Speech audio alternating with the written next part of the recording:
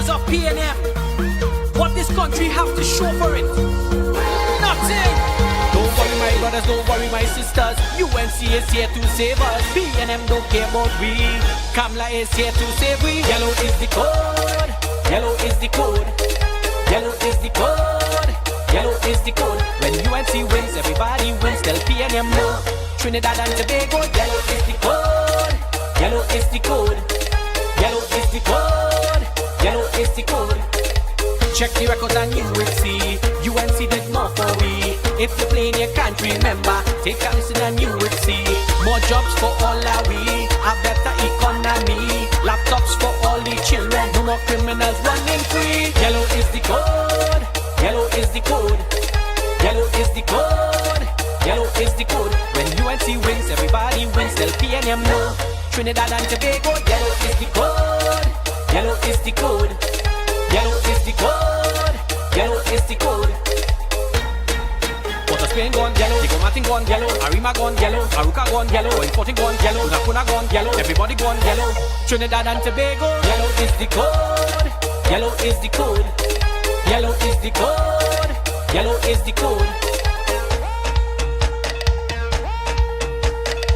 Kamla is the only leader who could unite TNT. On the 28th of April, make sure you vote UNC.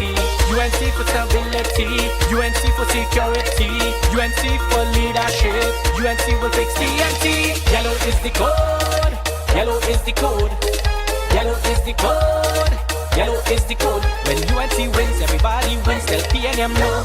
Trinidad and Tobago, yellow is the code, yellow is the code, yellow is the code, yellow is the code. Come the 28th of April, put your X by the rising sun.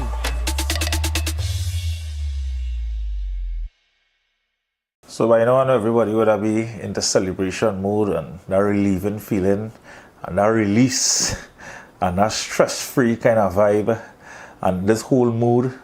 Some of we still trying to come to the realities that hey, this really happened, right? Oh yeah. I know I owe all your video.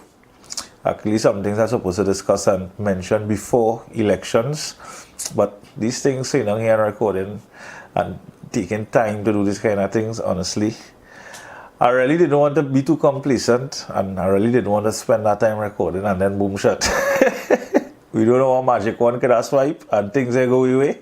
And I feel sick. So I said, well, let me wait down to the last and really see what's going on. And well, we're here. Now, what I wanted to say is like, I wanted to go back in time, some brief history into election and so how long I've been following elections. A lot of people would have reached out to me. A lot of people would have messaged, call for my opinions, my ideas, my feedbacks, what I think, the way I analyze things. And it's not just now, it's not just a couple of years when some of you all would have known me from just social media, from just posting and that kind of thing. Is this my history and my memories go as far as back as from when it had the split with the 1717 or the 1818 or something. I can't remember. I mean, these years I would have been in primary school, and I think it had one time Mr. Robinson gave his 2 votes to the UNC, and the UNC would have formed the government. Then it had some bacchanal and then something, and then I think it had a draw again, and then this time Mr. Robinson would have given his votes to his 2 seats to Mr. Manning. And then as far as I could recall, like in basic short details, like from 2002 in junior sec days, all I could remember, I know it had some bacchanal, some backbiting, some undermining, some jealousy. UNC had a split up. That was it, the election call. Now, it had some kind of scenes and some kind of things that went down that I don't really want to go back into, but some of the older folks, or some of the lawyers, some of the older politicians from them time would know about this Tunapuna seat, how things went down. I think a couple of people were restricted and chased away from certain polling stations in that area, in that year. They didn't have no social media, no phone, and no recording. And if you call the cameras and the cameras pull up, if you call the police and they feel the reach, and things work out in a kind of way that this seat went down to the wire, and obviously, well, the governance and the way things went was really crazy around that kind of time. And as I say, I don't want to be too much detail, but the older folks would know about that 2002 year. That was close to our Christmas time, yeah. I remember the mass amount of pavings would have went on, and paving would have always be a scene. I'm still surprised to see these things working at this time. I mean, after how much years of failure, you do a quick pave and boom, shot somebody vote for that. That's madness. But 2007, age 19, first legal age voting. We used to follow Gladiator, so don't feel my political rants and my political mischief and my postings is a nowadays things. Let's go back from the days of challenging a man. I mean, may his soul rest in peace. Gladiator. we had a pleasure and a fun in calling in and opposing many of the topics he would discuss as youth men. I mean, not all the time my voice would have been heard, but I would have advised one of my partners accordingly and say, hey, here we're going on. We're tackling this topic today. We jump in with so and so. And we used to get through the challenge of calling in a prime time morning radio station, radio program at that time. I'm like Gladiator. And actually getting through. And you know, the tit for tat, we used to enjoy it when sometimes when he cut me off, we know we get through there, you know. We know we get under his skin. We know we tell he things that he don't, not disrespectful, you know, with raw facts and raw points, and I mean, obviously Gladiators for PNM. We were anti PNM, and some of the points we brought out there was like, yo. Now, this election was around this 2007 election was around Diwali time, boy. People didn't really care. Nagar was pumping. I remember I left Port of Spain, come up the road. I would have voted COP, my first legal age voting. I would explain. COP had a good momentum. They had a good team. Things were looking shaky for UNC. Some of the things, you know, a lot of people would have been disappointed. COP gained a decent momentum with a decent crew, a decent team. And I told myself the Saruka area was always a seat that, you know, the PNM would dominate. And unless there's no coalition or no joining or whatever, UNC wouldn't really stand a chance. But I ended up giving COP my vote. They had some decent ideas heading into that 2007 election. Well, we all remember how it went down back then. PNM would have won. Splitting votes was a thing back then. That's something, even from back then, days where as far as back as this 2007 elections, as where it is, I have proof based on statistical data.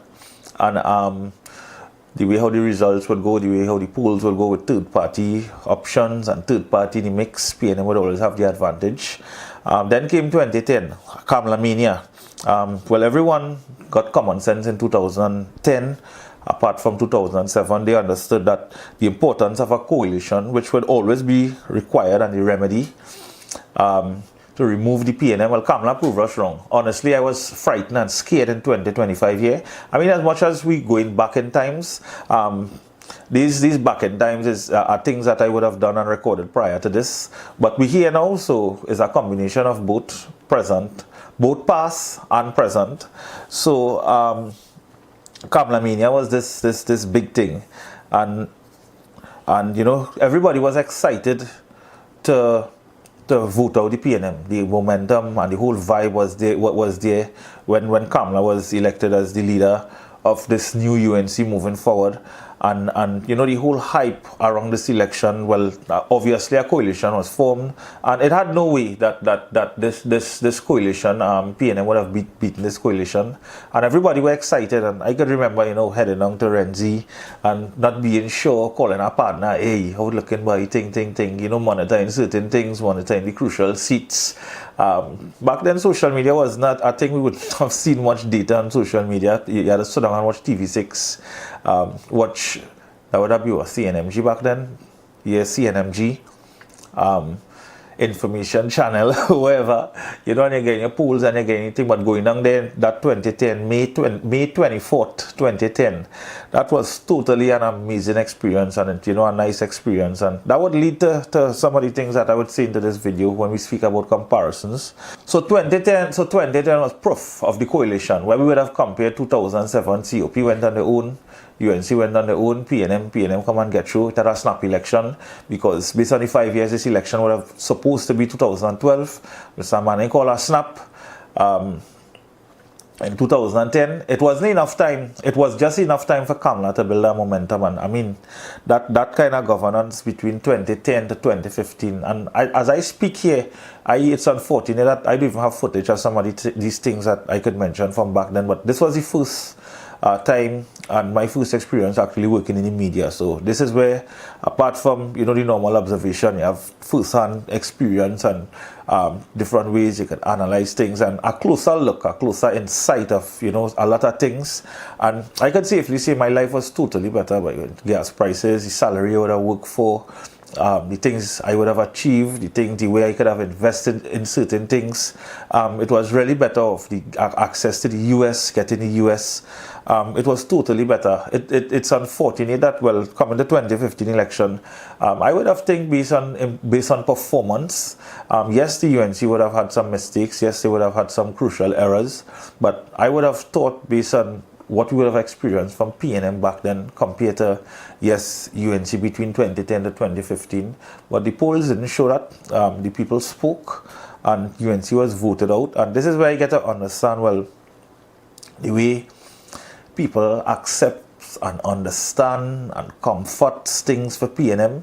UNC don't have a luck. It's a disadvantage from media to bloggers to people in authority to analysts to this economists, to that, you will always see UNC being at the disadvantage. Even in this rounds, 2025 with the third party option, you would see most times as soon as UNC says something, is a bash and is an attack and is a press release and is a conference and is a video and yet still PNM are doing things and you hardly hear anything about it. This 2015 when UNC lost, apparently things that I say the way people embrace and they accept it was really proof to say that, hey, it's not just this PNM lucky, just have a way PNM just do things and the way people accept it, you just ask yourself a lot of questions. People, I think, a lot of people still have this kind of hate, natural hate towards Kamala. I think in most cases it's a woman-to-woman thing. It's something I would have experienced and picked up on way back when I now started in media, and it's something I would have seen and get a clearer insight even with the digital social media age. I think it would have come to, we know PNM do bad, we know PNM do crap, but forget that. I dislike Kamala. I do see she as she do deserve to be PM, just in my opinion, for a stupid reason, and I prefer PNM. To me, that is where it comes down to, based on what I was seeing on social media. It's like how bad Kamala could be, how yes, it had mistakes, yes, she apologized, yes, she promised certain things, yes, this, that, but compare that, I myself would have called out UNC on some things that I would have been disappointed about, but it's because I know they were the better option, and I was dependent on them to form the next government for things to be better. A lot of people would have mentioned to me, "Boy, you're supposed to be getting paid for all of these vlogs," and I would tell anybody, my pay is UNC being in government and things getting better. Basic things like driving on better roads, crime, reduction of crime, accessibility to pipe-borne water, better systems in place for the youths coming up, for the younger generation. Better things in place for pensioners, for people who have worked hard and build this. And I mean, the statistics and the things UNC and Kamala would have done, I would have go into a whole lot of details whether we would have known, we would have understood, and we would have experienced. By now we should be able to make the comparisons. And for hate to come between you choosing the right person and choosing the wrong person due to spite and victimization and due to hate, that wouldn't go down. It's not something I would do. I always say it comes down to what people are comfortable doing. And if the average human could feel comfortable for choosing another party or another government based on the fact that I dislike Kamala, I find she shouldn't be PM, so I dislike she and I will victimize she. If it had come down to that, I don't know what to speak or what to say of any human, but for me, it wouldn't work. 2020, well, I would assume that PNM term between 2015 to 2020 was like ridiculous.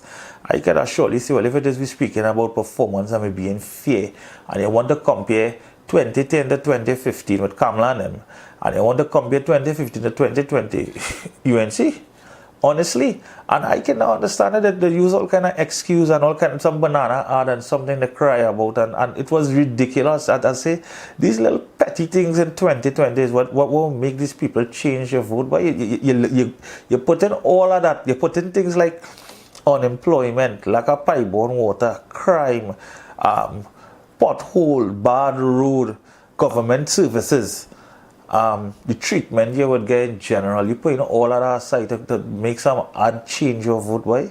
You put in COVID and we do well for COVID for COVID to justify that. I mean, everybody had their rights, but when I look at that, I say again, PNM had the advantage.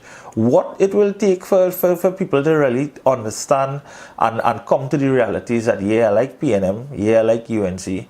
This one bad, that one bad, but I mean, if it is really had to come down and check facts and check data and check where life was better and where cost of living was better, UNC. So I can now understand it, but 2020, I kind of give up on the posting. Now and then I would have posted stupidness and this and that, but I was really harsh and consistent. Even up to now, some of them posts will show up from throwback and Facebook memories between that 2015 to 2020 period, and where I was heavy on the post. And when I say why PNM could win back in 2020, I doubt. I mean, everybody criticized Kamala, even me, criticized Kamala and the leadership, and this and leadership was the thing. I could ask now, if Kamala could win in 2025, what was the reason we didn't vote for she in 2020? If she could win and she could be Prime Minister in 2025, then the excuses and the things we used to vote against Kamala or not support her in 2020 was irrelevant, honestly speaking. And we lose 5 years of our life there. We use 5 years. I mean, compare it, man. Look at the things we experience. Look at the services we get. Look at the treatment we get. Look at the roads. Look at the taxes. Look at. I mean, let me compare it. Let me put it on our list as the things we benefited from PNM. We want to be fair. We want to say, all right, yeah, PNM do this. PNM treat we good. What it is we could say. What it is we could do. And yet still, if we look back, plenty times, you know, up to last week, I seen them bringing back faults and all kind of old videos from 2011 and 2012 and take between that little camp. You telling me PNM governed from 2015 to 2025 and your campaign and your strong point is bring up old videos from remember this and remember that? No, I want to remember what PNM do for me between 2015 to 2025. We voted out the UNC for whatever reason in 2015. So why did we had to go back in 2025? Why did we had to go back to old clips from 2012 to check back to see and remember this and remember that? We can't remember things PNM do. I had footage of schools. When I understand, it was really looking like people going and vote UNC out in 2015. I had footage of schools. These schools was 98, 95, 90% completed. Why not complete it? All kind of excuse for the treasury was empty and we didn't have this and we didn't have that. But when you compare to funds missing and compare to different kind of investments, the reality is there. These schools were literally nearly completed, and I can understand the reason or the excuse for not completing them. But we're in 2025 now, right? And you wouldn't hear those who want to compare about 2012 and remember this, remember that. You wouldn't hear them talking about these unfinished schools. I had footage of these things. I sorry I didn't keep it. I sorry I didn't have it.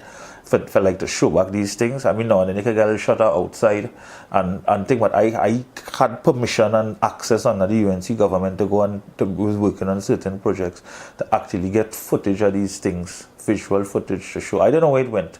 I wish if whoever had access to that, or whoever was in charge of the job, where give it up to, I wish if they could show. Now is good time that we could show to where these schools were when the UNC were voted out in 2015 and what it is they coming to meet it at in 2025.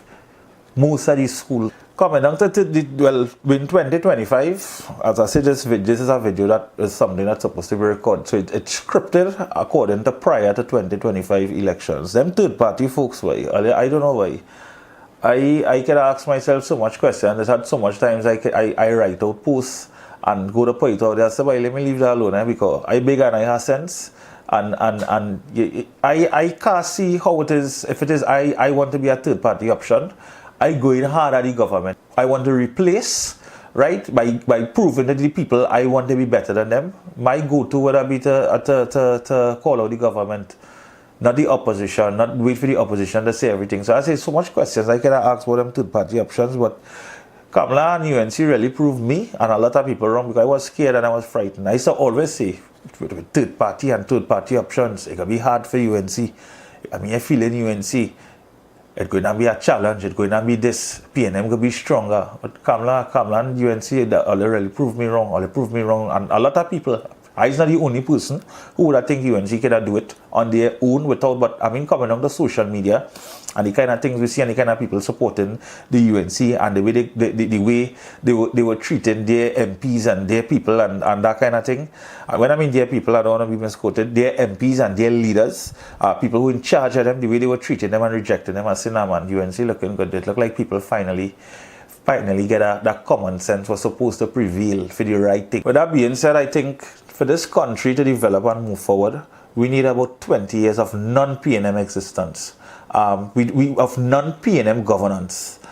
We need a government, a solid government that we could work with and that we could move forward with at least 20 years. This country must run.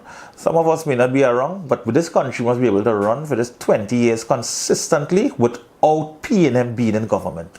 If that could happen, Trinidad will reach far. I mean, I'm not saying this and come here to say this to look good and for no likes and for no this and that. These are facts. These are things based on the way the economy boomed under PNM and how the country generated income and where we reach, what we achieved from then to now, and how other governments ran the country, where oil prices were lower and what it is we benefited and what it is we experienced. I'm sure the UNC is aware of the mistakes they would have made, things that would have cost them the last election.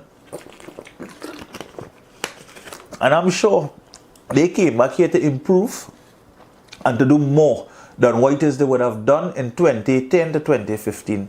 They will do more and less mistakes and a lot of the things that would have happened back then, they would want to avoid that at this point in time. Not continue to do it in another way and blame this one and blame that one. We're being factual here.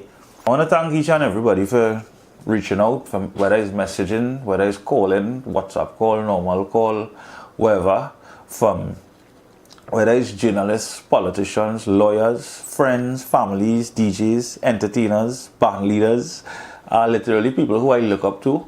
The fact that you all reach out to me via whatever platform, I understand the importance of my feedbacks and my reviews and the way I analyze things. If it wasn't so, all you wouldn't waste all the time to call me. I mean, a lot of you would see me in public and praise me and thank me for how it is I do things. A lot of you would comment, I mean, based on job status, affiliations. Some of you can't like, some of you can't comment. That is cool, that is fair, that is understandable. The maturity and the understanding of the media, you will know that these things are required sometimes, and it's a cool scene. Even up to election morning, a man like Iowa would have reached out to me, and I mean, for a man like Iowa to tell me, well, proud of you, happy for you, I just watch you, I just look at you. He would have known the inspiration and the drive and push I had towards from inception there when I started working at that radio station, and the experience I gained and I learned from that. And even though I'm not there, Iowa could call me anytime, I could call Iowa anytime. I would have pushed and encouraged Iowa TV. And well, this same morning after election, during the celebration, he told me we had a talk, he told me I had to give him a call. So I'm looking forward to that, in however we could enhance things moving forward with the media aspect of this 919 radio station. So I'm looking forward to your call, buddy. But I really appreciate the times and the experience and the moments I spent and I had there at 919 under Iowa. One of the best bosses I would ever have, regardless of what. I will always say that, without sugarcoating anything. And I am happy that, up to now, we still have this relationship. I don't think I could have waken up any other time after election 2025 and had to face PNM in charge, PNM is the next government. I'm sure I'm not the only person, but it's not each and everybody will come out and say that. But I will say it. I don't think I could wake up and it's too much of failure, too much of incompetence over these years. It discouraging as an honest person, as a hardworking person. It real discouraging. As I would say, it will take really and truly 20 years to rebuild this country. I think the UNC first plan should be, apart from fixing the country and rebuilding things and doing this, doing that, I hope that they have a plan of not stealing or not rigging or anyway, but reaching out to the people, understanding, seeing that they could have won in 2025. I think once they deliver, and they could do what it is required in networking and promoting the things they would have. I mean, we live in a digital age. It would depend on TV and TV ads and things. I think the plan should be to remain in government 2030 and look forward to 2035 and take it from there on. UNC would have always been the only option and the only choice for a lot of people moving forward, right-thinking people that wanted change, wanted better governance, and UNC would have proven that they would have been able to attract that. This election, I would have experienced working under, like while UNC in government as an adult, just stepping into adulthood, and I must say, the way they managed things, the way the middle class and lower class was treated, is definitely something to look forward to. Once the lower class and the middle class being treated the right way, the economy will move forward. Things will get better for each and everybody. I would experience paying bills, saving, investing, making certain sacrifices. Honestly, I know at times I would have posted stuff about UNC. I'm sure it probably have one or two of them has screenshots and this and that and the other. But at the end of the day, I post these things on how it is I see it. And if there are things that needed to be called out, I would have called it out, honestly. Not with the intention of creating any division or creating any argument with anybody or any hate or anything like that, but for the right thing and for the best interest of the party moving forward. I don't think I would have made any of the wrong calls, or even if they were the wrong calls, they were probably the calls at that point in time, the way I see things. And I can't predict results or predict future or anything like that, but the way I would have seen things based on observations and that kind of thing. Real incompetence and real failure at a level that it was so frustrating. Like, recently I went to Guyana. Obviously, private business, you need certain funds, you need certain access to certain things, you want to do certain things. US is a scene. Well, I don't waste time going in a bank and trying to reach a certain time, and that is shit. We Trinidad, no Trinidadian have any right to be in that position where they go and form a line and wait and beg and hope for 200 US, and that is real shit. The credit card restriction is the next thing. So most places in Guyana don't take credit card. At a certain place you swipe in, you're frightened. Now that your credit card max out, or you have a limit, or you could only squeeze and you could only spend this way, spend. You're restricted via rules and applications. It's like it was real frustrating. After a certain amount of money sent to me via MoneyGram. The flag, Sasha, I got flag. You can't send this. You had to use this. I had to get somebody else to send my own money to somebody else. And I mean, I should have had to transfer money from send one person, send money from one account to somebody up there or some kind of shit. Then the taxes is like the price of a friggin' plane ticket. The amount of transactions I had to make via MoneyGram, because that was the only dependable thing at the time. I mean, a couple of people reached out to me and let me know certain things moving forward, and it's like it was real frustrating having to deal with this issue, and you can't get this amount of US, your credit card restricted, your credit card blocked for this month, after this certain month, you can't send this amount via MoneyGram because they want this document and what a document. And when I see that, I say, now this is real shit, boy. Like literally, you understand the country is shit. You understand, you understand is like leaders on a plan. You're planning to do things differently.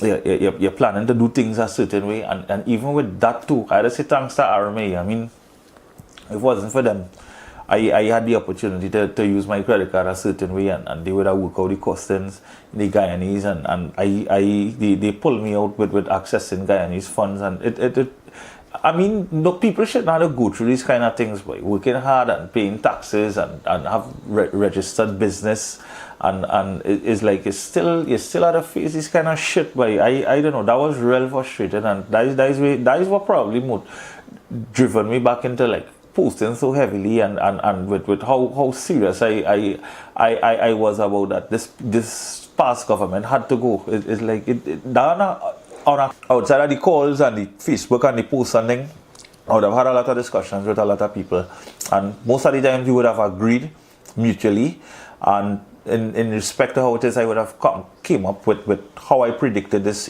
Honestly, the seats UNC attracted to win is the way the results would show right now, and even based on some of the results that they don't want to bring out, I honestly feeling something wrong. But at the end of the day, it's a UNC victory. They would have captured many more seats than I would have predicted. But what I would have predicted was definitely heading for a win minus complacency. And La Hakata Talparo is one of the seats I would have predicted at first. I say things not good there. I mean, the MP would have tried with the normal old PNM way, the old PNM behavior, the old PNM styling, the way they do things. But that wasn't working with this generation of voters and this present crop of voters. That wasn't working. They rejected that, and they choose to support the UNC. Tunapuna. Alexander would have had what was required in capturing votes in key areas in this Tunapuna seat. I'm familiar and I around the Tunapuna area. I don't vote in Tunapuna, but I know Tunapuna well enough to make this call, and I wasn't surprised. I know it would have come down neck and neck. It would have been down to the wire, but by looking on and monitoring how the votes were coming in on the count, as more boxes came in from whatever districts or whatever polling divisions or whatever, you would have seen yes, it neck and neck. It's like cricket. 20 ball, 10 runs. But as you know, things as the countdown continue, Alexander maintained that momentum, and he showed that the win was there. The win was right there, and that's a seat I predicted. I was doubtful for St. Joseph, boy. I thought Gary would have been a spoiler. The seats I am surprised. Based on the numbers and the votes Gary would have gotten in St. Joseph, that area there, I would have expected more, and I would have expected for him playing a crucial part in this St. Joseph seat, where it could have go either way. But I didn't check it as one definitely sure for the UNC. Not taking anything away from Davish.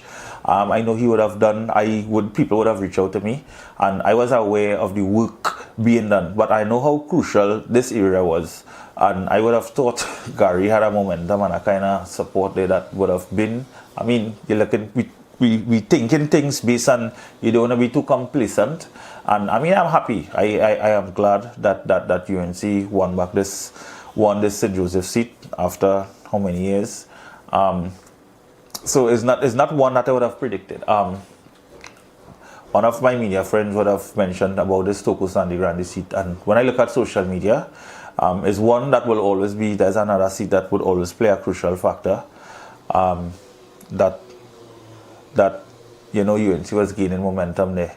And that's also UNC started to gain momentum, and this election was called like in the right time. The time UNC started to gain the momentum, it was really the best thing that could have happened to the country. I wasn't worried for Mayaro with Morris.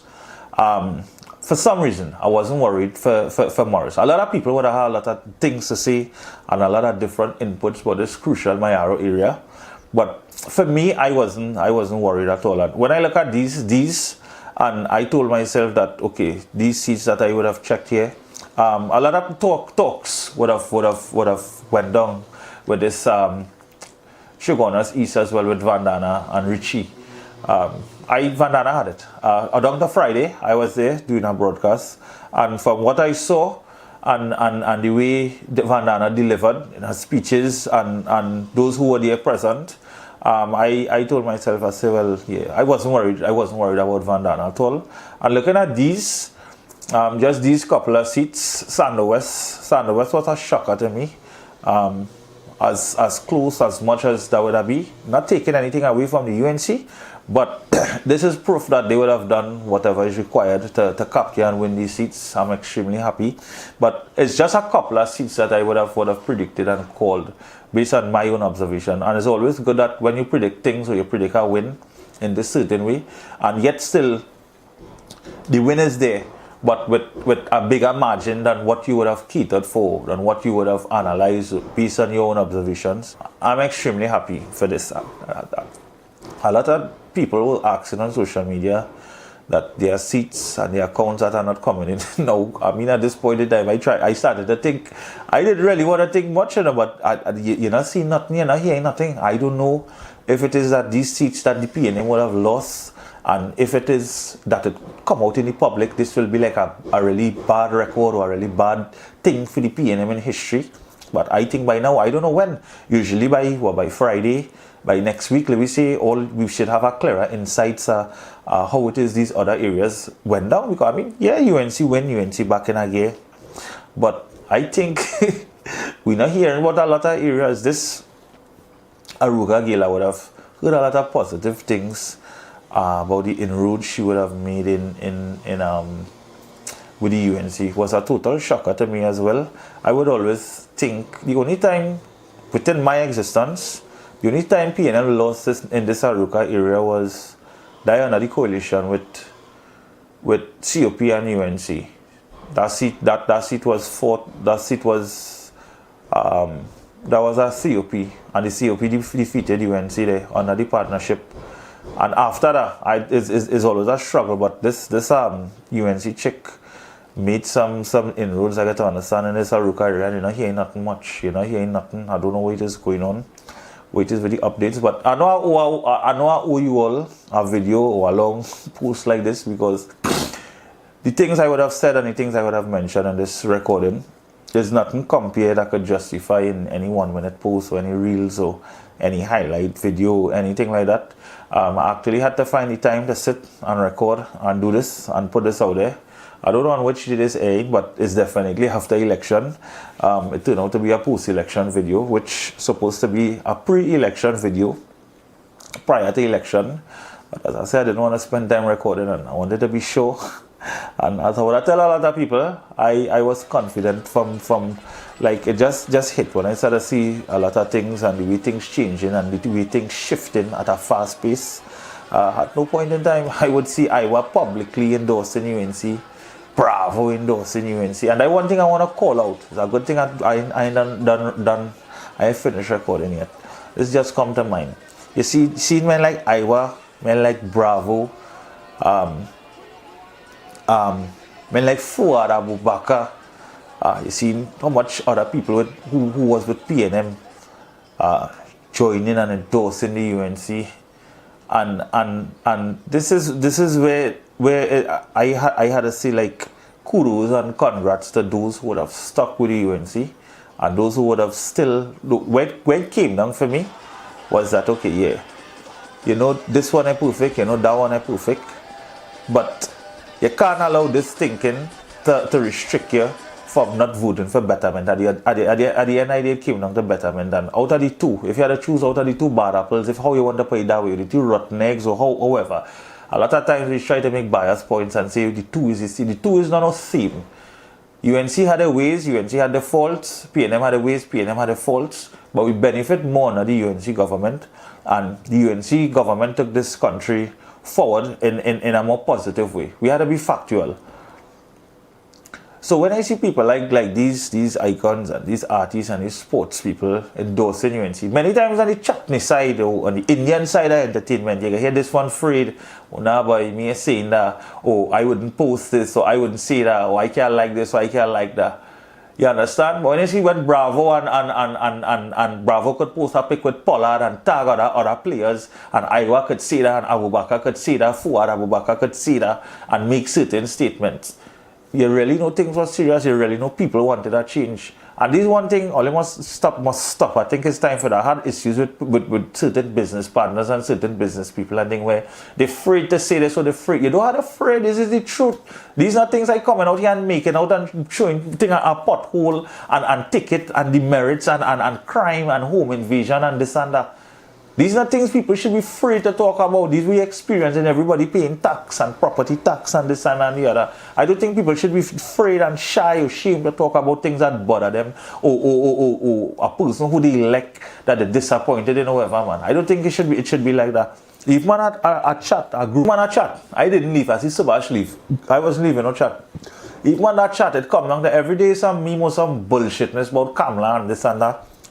And Kamala this and Kamala should change this and Kamala should do that and Kamala shouldn't select this one and Kamala shouldn't select that one and that one. She select them and what happened?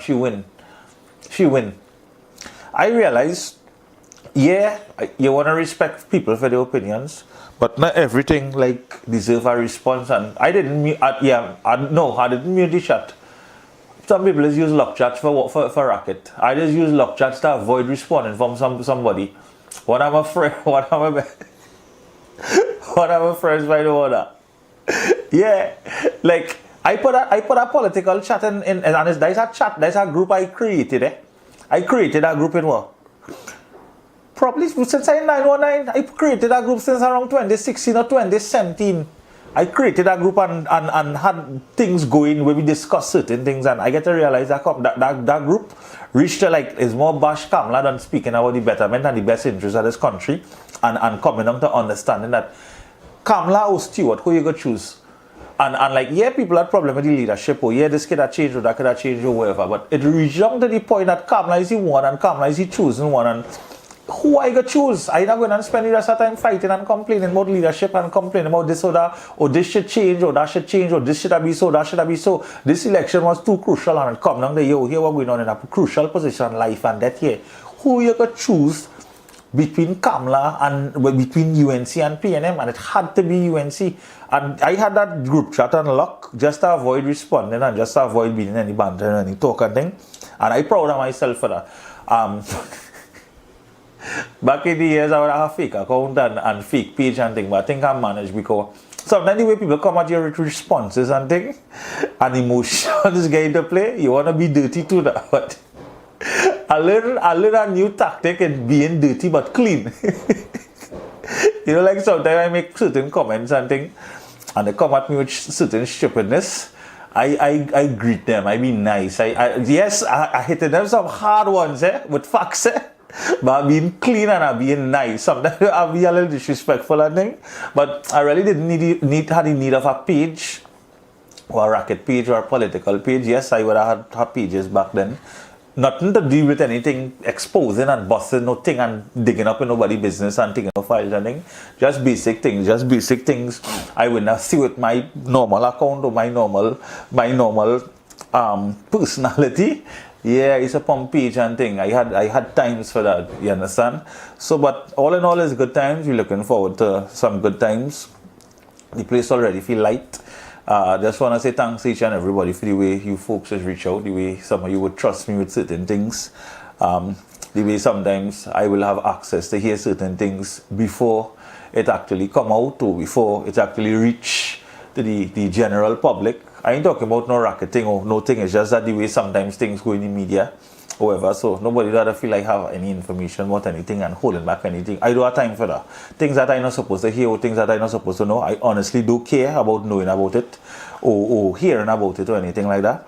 So I just want to say thanks to each and everybody. This election campaign, congrats and kudos to UNC. I think they really ran a clean and a decent and a cool campaign. I see some really young folks in them legal thing. UNC really has some, look like they really have some decent people around them, boy. Like a lot, they invested a lot into youths. You see some little milk on them face. Youth men walking around legal. I talk about all kind of races, different, not one race thing and nothing, and different genres, different race, different people, and that legal scene and that kind of thing. So, I mean, it's a good vibes. And I fed up a recording and fed up a talking now, so I outside. Time to eat.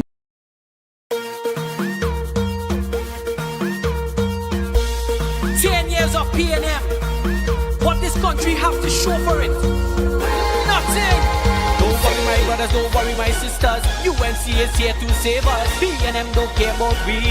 Kamla is here to save we. Yellow is the code. Yellow is the code. Yellow is the code. Yellow is the code. When UNC wins, everybody wins. Tell P&M no. Trinidad and Tobago. Yellow is the code. Yellow is the code. Yellow is the code. Yellow is the code. Check the records and you will see UNC did more for we. If you're playing you can't remember, take a listen and you will see more jobs for all our we, a better economy, laptops for all the children, no more criminals running free. Yellow is the code. Yellow is the code. Yellow is the code.